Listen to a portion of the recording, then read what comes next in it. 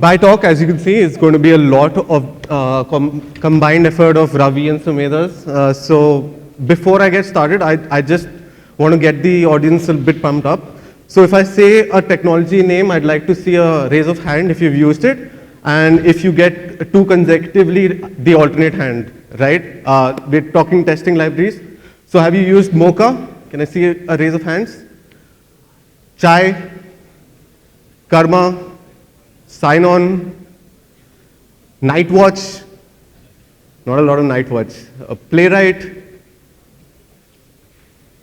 Great. So hopefully the ones who've used Playwright also have something to take away from our journey. We were predominantly using Selenium for our end-to-end testing, and we found some things were missing, right? But before I dive into our journey, I want to elaborate more on what end-to-end testing really is and how it is often mistaken for something it isn't. So if you ask any developer about testing, as we've already heard from Sumedha, like nobody's ever convinced that it can actually solve the problem of bugs in your code, right? And they have good reasons to believe that. There's additional coding overhead. We've all written those mocks and spies and stubs. This is a possibility. Usability bugs can only be captured by manual testing. Your QA team will constantly tell you that. And then there are third-party dependencies which cause flaky tests. I agree with all of these statements, but they don't necessarily come under the purview of end-to-end testing. Let me explain why. This is a plug for Ravi. You can thank me later. So the Browser Stack blog says end-to-end testing is something that you do after you've tested your individual components in isolation with component testing or integration testing. And before you validate that it meets the end user requirements, right? So what then is end-to-end testing? End-to-end testing is a testing methodology that evaluates your entire application workflow from start to finish. This ensures that all of your individual components work as expected in tandem, and also that the software application behaves correctly in real world scenarios. So this means that next time you're shipping a hot fix, you can prevent regressions of your previous code and ship new features with some certainty of confidence. Now when we're using Selenium, these are the problems that we saw. There was a dedicated QA required for setting it up.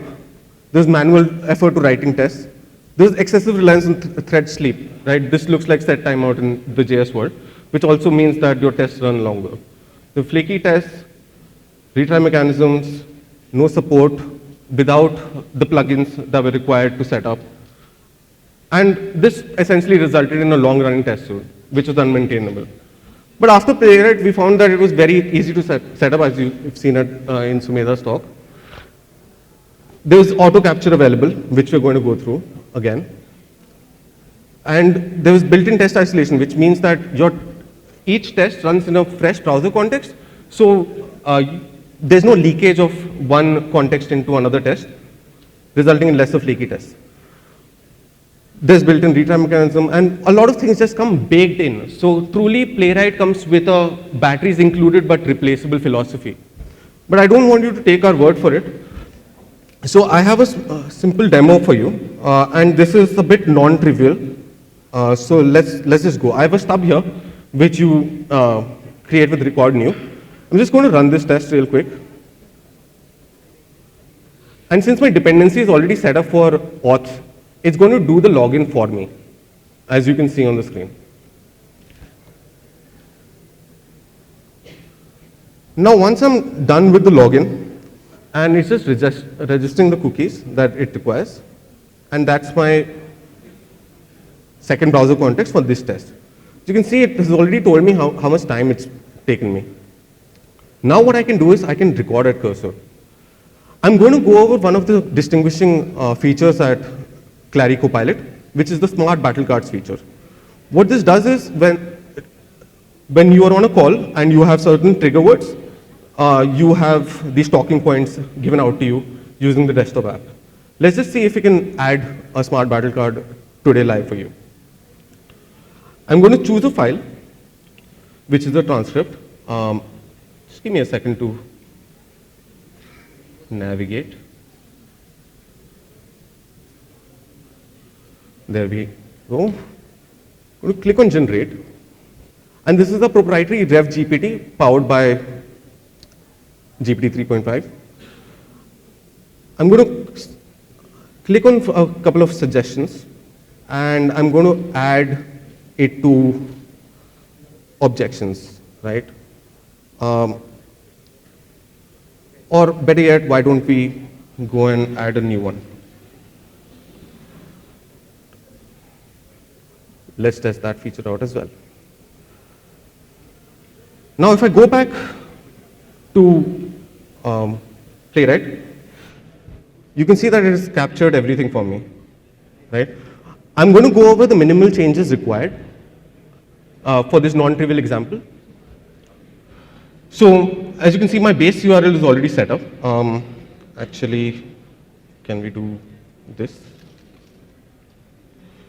Right. Better. Yeah. So my base URL is already set up. It's gone to the battle cards URL. We've clicked on add. We don't need this clicker. This is because of React drop zone. What Playwright really requires to do set input files is an input locator, an HTML input element. So let's just give it that.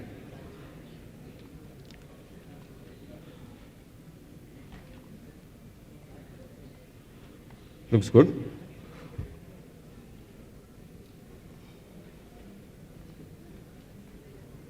What is wrong?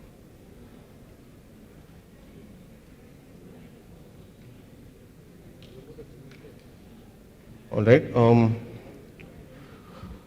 Since these are dynamic and each of these triggers would result in something new, we're just going to get rid of them. My test IDs are already set up, which. One second, I'm just going to go. This is. Yeah. All right. So it's basically taken another random locator, which is from the React Select library.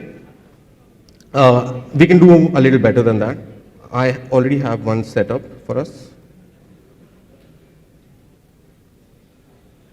So get by test ID, and that was the category drop down.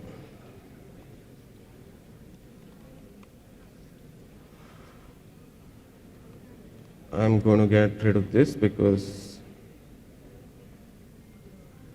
we decided to go against it.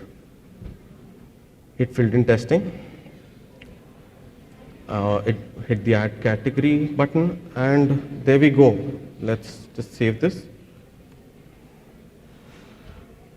And let me try to run it again. Let the demo gods be with us. It's going to try to log in again. Oh, my bad.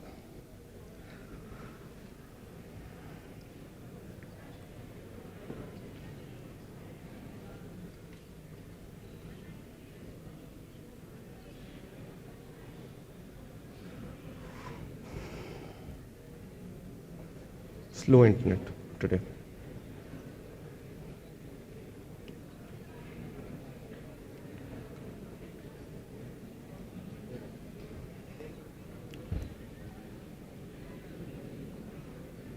Oh, so I have a good enough message for me which says that I don't know where this file is.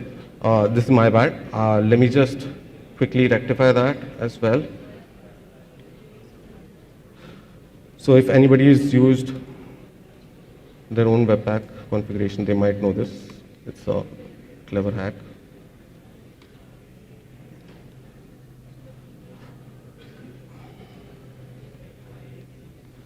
So it knows where the file is. I can keep dumping in the resources folder. Oh,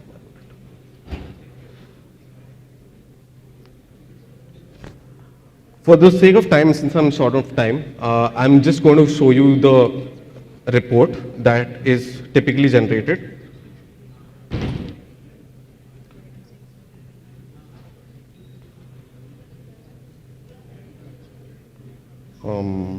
Sorry.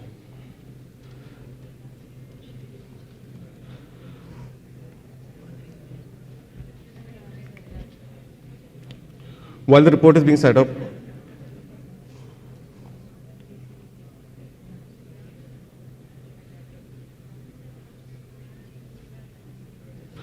probably should have used recording.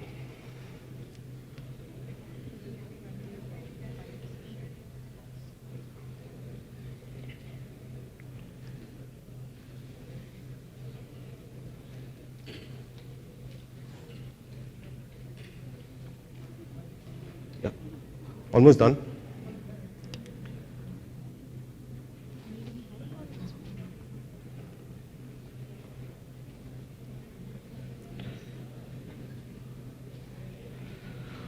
All right, there we have it. So the tests have run. I've done some bit of work on this. So we know that the screenshot has been done after each test. So there's a second one after the second run. And we have a trace and a video, which you can probably attach to your PR, right, for better visibility. The trace really captures everything, so you can organize it well. Probably you can avoid using the page object model as well. So as you can see, both your tests have captured. I've added another for deleting it. So after you've deleted it, there's only one left. You can write those assertions as well. That's all I have for the demo. Glad it worked out. Now, what this helped us do was migrate 80% of our Selenium in less than a month, and also bring down the execution time of our tests to less than 5 minutes, down from around 20 minutes in Selenium. There are many more reasons to use Playwright. I'm sure you'll be able to find those for yourself. And on that note, I'd like to wish you the best with your testing journey at your organization. Thank you all for listening. And please come visit our booth.